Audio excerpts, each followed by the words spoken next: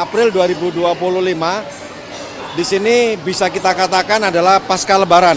Untuk masa angkutan Lebaran dimulai dari tanggal 21 Maret 2025 sampai dengan rencana tanggal 11 April 2025. Berjalan seiring waktu dari tanggal 20 sampai dengan sekarang, alhamdulillah perjalanan kereta api bisa terjamin ketepatannya, kemudian keselamatan dan kelancarannya. Untuk hari ini update tanggal 3 April 2025 untuk seluruh perjalanan kereta api terakumulasi ada sebanyak 1.876 atau perharinya sebanyak 85 kereta api per hari dengan kapasitas tempat duduk yang disediakan sebanyak 1.048.630 tempat duduk dan telah terjual sebanyak 800.140 tempat duduk atau perharinya telah terjual sebanyak 36.370 tempat duduk.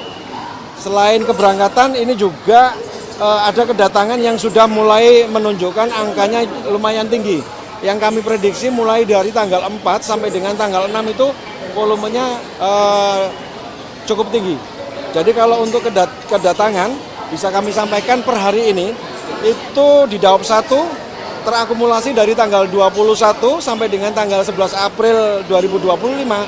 Data kami sementara menunjukkan sebanyak 704.765.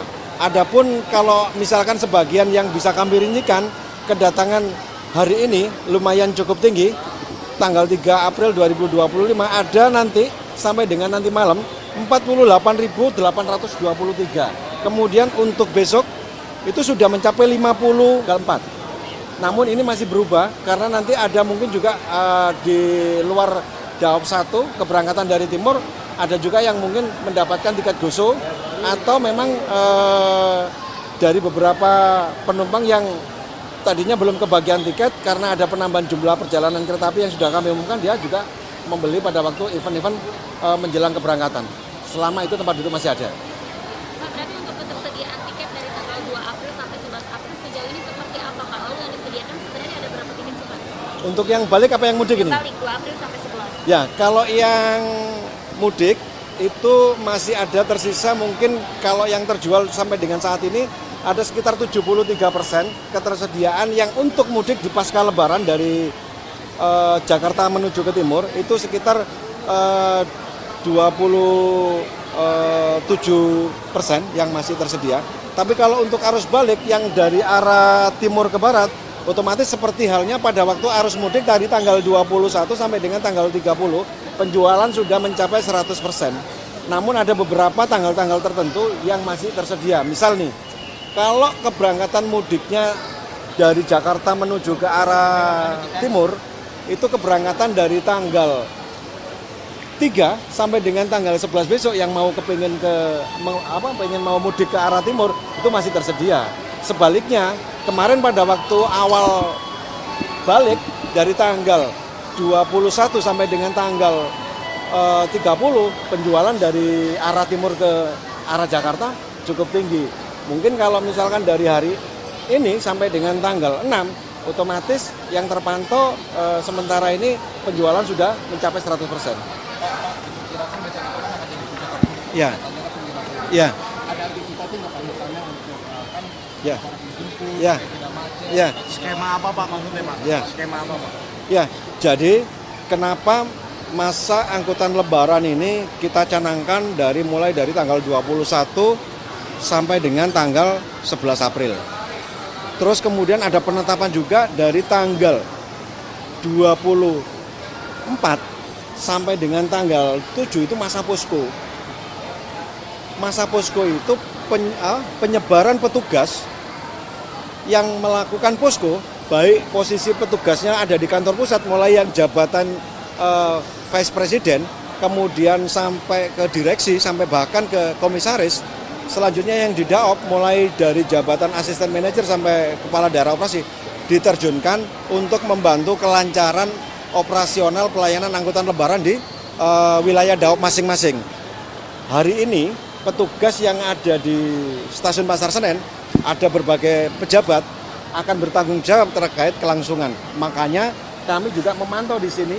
Petugas telah melaksanakan sesuai dengan SOP-nya. Di sini ada yang namanya customer service mobile untuk memberikan informasi bagi penumpang-penumpang baru di mana dia akan butuh informasi secara cepat. Kemudian ada petugas pengamanan, pos kesehatan di dalam itu juga kita turunkan untuk membantu kelancaran. Nah, juga ada petugas PKD dan polisi khusus kereta api. Di sini alurnya untuk penumpang datang ada di posisi tengah, maka akan terjadi sedikit kredit. Untuk itu kepada para calon penumpang pada saat akan turun dan waktu balik dari kampung halaman, yang paling penting diperhatikan adalah barang bawaan, kemudian anak yang masih di bawah umur, terus barang-barang yang berharga lainnya seperti handphone, laptop atau apapun jangan sampai tertinggal. Periksa kembali sebelum turun, dan pada saat di atas kereta atau di stasiun ada ketinggalan atau kehilangan barang, segera lapor ke petugas. Kalau di atas kereta ada nomor telepon, ada kontak center 121. Kemudian pada saat turun di sini terjadi penumpukan, maka untuk kedatangan hari ini penumpang memang tidak seberapa banyak seperti arus mudik kemarin.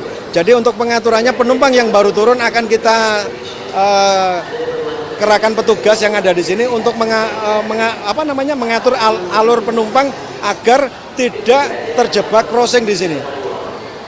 Untuk itu kepada para pelanggan tertib sesuai dengan ketentuan yang diberikan. Misalkan ya, tidak boleh merokok di tempat sembarangan. Tolong untuk dijaga.